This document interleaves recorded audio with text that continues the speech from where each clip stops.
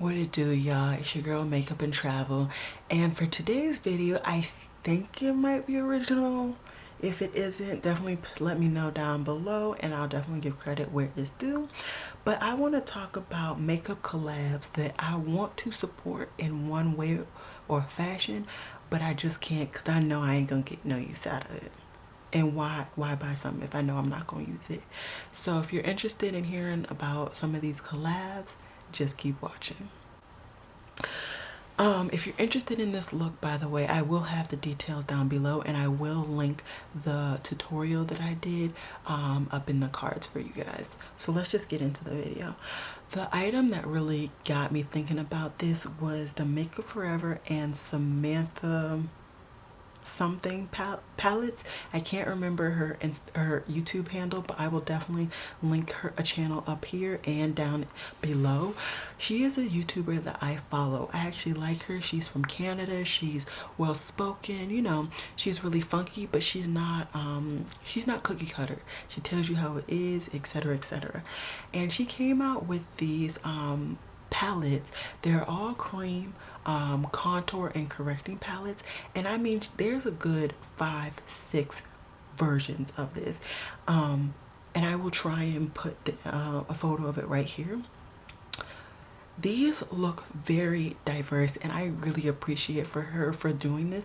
I believe she is a person of color. If not, either way, she's doing a really great job in my opinion, and I really love the diversity that she put in these products.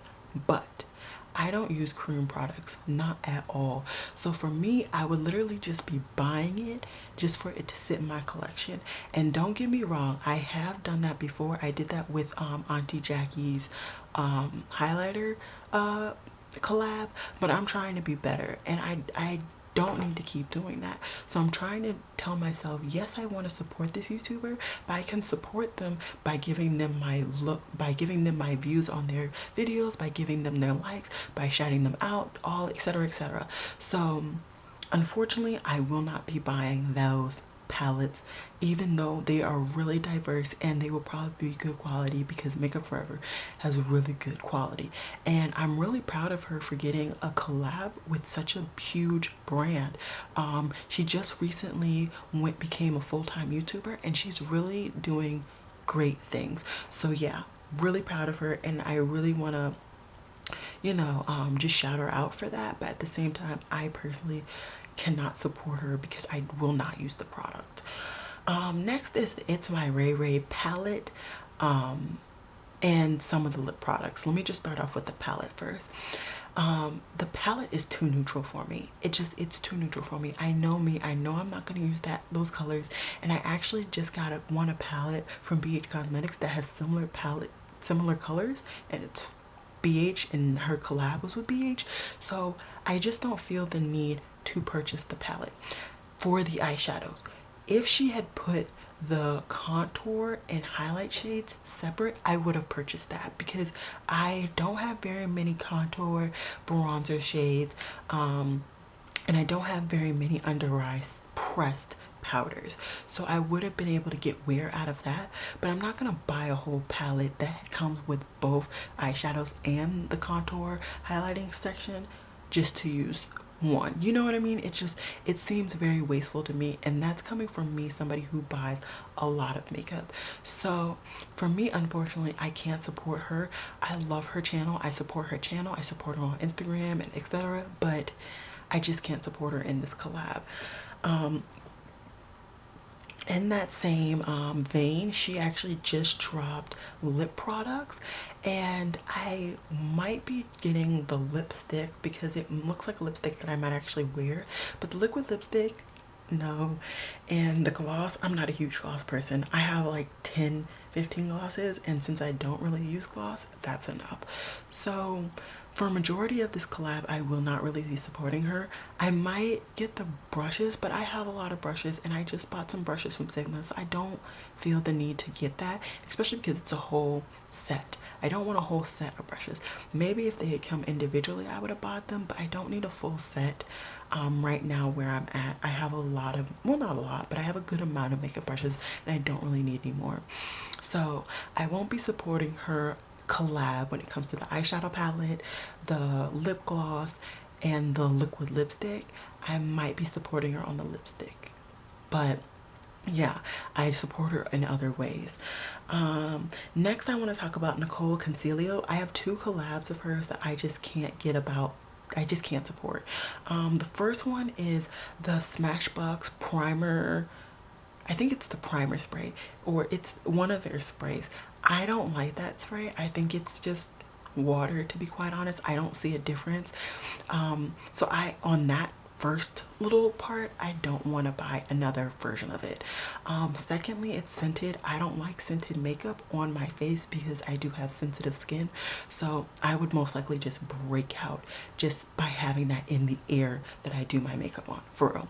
And third, I don't like the product, so why would I buy it to support her?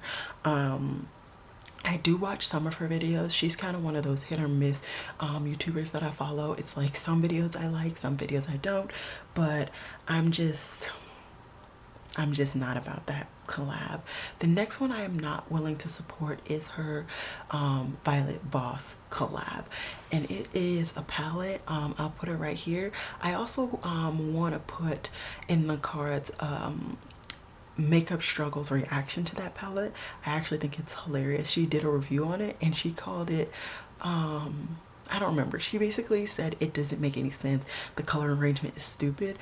I personally don't think it's a stupid color arrangement, but it's just not something that speaks to me.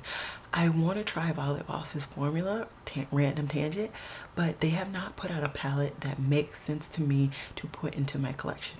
All of the shades that they use are just not shades that I'm into. So yeah, long story short, I am not interested in the color arrangement of that palette, so I don't want to buy it. So both of the collabs that she's done recently, I'm not interested in, don't want them. I'm good to go. Next is the MAC Jeremy Scott collab. Now this isn't a collab that I want to support because I know anything about Jeremy Scott. Like him, like everybody else, I had to kind of research about him once they dropped this collab. But I was more interested in it because I love bright eyeshadows, I love colorful looks, and this is a colorful look eyeshadow palette. But it's $70 and it's huge. No thank you, MAC. That thing needs to go down to like $30-ish before I even consider purchasing it. From the reviews, it's not even good to begin with, so I probably won't purchase it anyways, but it was just one priced way too high and the pigmentation needed to be better. So I wanted to support it just to get MAC bright eyeshadows, but I'm not going to because it's too expensive. The eyeshadow formula is not good and it's too big, and I don't have room for a lot of big eyeshadow palettes in my collection. Now the last collab that I want to talk about is Colorpop and Alari collab part 2. So she did a collab with Colorpop a little while ago. I honestly don't know. I think it was about a year ago that she did her first collab with them. And don't get me wrong, these lipstick shades look beautiful. They really do. And I do want to support a woman of color and her collabs. I really do. But me and Colorpop's lip products just don't really get along. I do like their lip glosses and I do like their satins, but their matte lipsticks I do not like at all. Like their matte liquid lipsticks I don't like at all. But my biggest problem with Colorpop's, sorry, my camera cut off, but my biggest problem with Colorpop's products is that they go bad too fast. And they're just like, they're cheap, but they're cheap for a reason. They go bad too fast. So I don't want to get products that I know I'm not going to really use regularly because I already have enough Colorpop. Alright y'all, so my camera shut off, so I don't actually know where I was. I know I was talking about Colorpop, and I was just kind of rounding out my thoughts, saying basically that I have too many Colorpop lip products, and I know that by the time I get around to using them, they will all go bad. And I say that in the sense that their products go bad a lot faster because they're cheaper and they use cheaper products or ingredients. Not saying that that's bad because the products still work good, not the liquid lips, the matte liquid lipsticks. The satins and the glosses still work good, not the liquid lipsticks. But either way, I just don't think it's worth it.